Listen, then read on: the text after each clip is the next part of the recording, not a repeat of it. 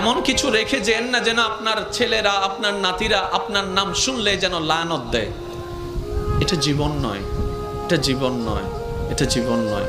এমন একটা জীবন বানান যেন আপনার মৃত্যুর সংবাদটা শুধু আপনার পরিবারের মুখে চোখের মধ্যে মলিনতা আর অশ্রু আনবে না, শুধু আপনার আশেপাশে পরিচিতরা পর্যন্ত বলবে, আহ আফসোস, আজকে একজন নেককার বান্দাকে হারিয়ে ফেলেছি, আজকে একজন মায়ার মানুষকে হারিয়ে ফেলেছি, আজকে একটা মমতার মানুষকে হারিয়ে ফেলেছি।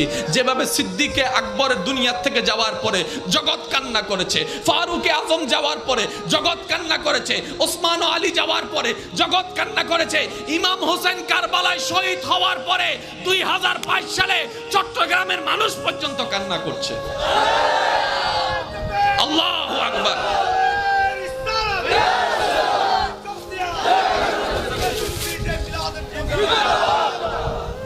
কে দিছে?